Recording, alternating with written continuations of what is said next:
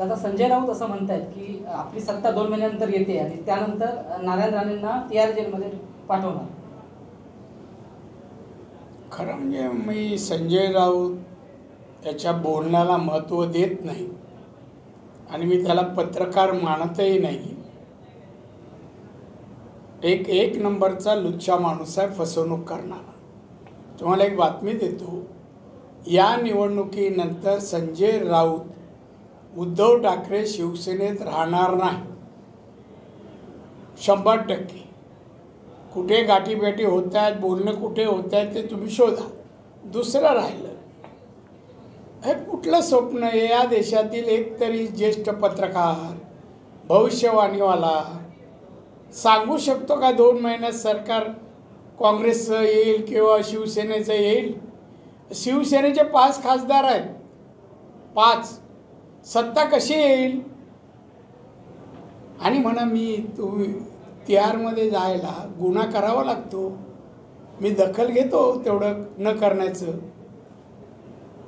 आत्तापर्यंत खोटं नाटक करून केसेस टाकल्या ना. आणि म्हणा आमच्याकडे बरेच आहे, रमेश मोरे आहे, आमचा जाधव आहे, अशा अनेक केसेस आहेत. संजय आपलं हे सिंग वगैरे आत्ता जे आम्ही सांगतोय ना केस, हां ते आता नवीन आहेत, पण जुने बरेच आहेत पेंडिंग आम्ही ठरवलं तर. आणि संजय राऊत भ्रष्टाचारवर केस चालू आहे, जामीनवर आहे. तू आधी कुठल्या जेलमध्ये जायचं ठरव. आणि संजय राऊतला तुम्ही महत्त्व पत्रकारांनी देऊ नये. त्यांनी शिवसेना बाळासाहेबांची संपवली, उद्धव आणि आदित्यला संपवण्यासाठी त्याचे युक्तिवाद आहे.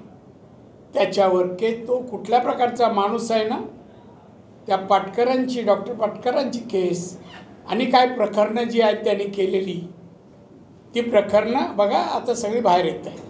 आजचा प्रहार वाचा नितेशने दिलेत. त्यामुळे त्याच्याबद्दल उगाच वेळ घालवू नका. आणि परत मला त्याचं नाव घेऊन मला प्रश्न विचारणार. आज तुम्ही एवढ्या आत आलात म्हणून बोललो.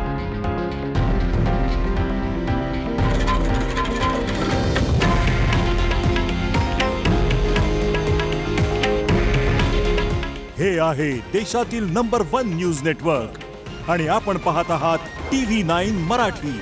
काळजी तुमची, हित महाराष्ट्राचं.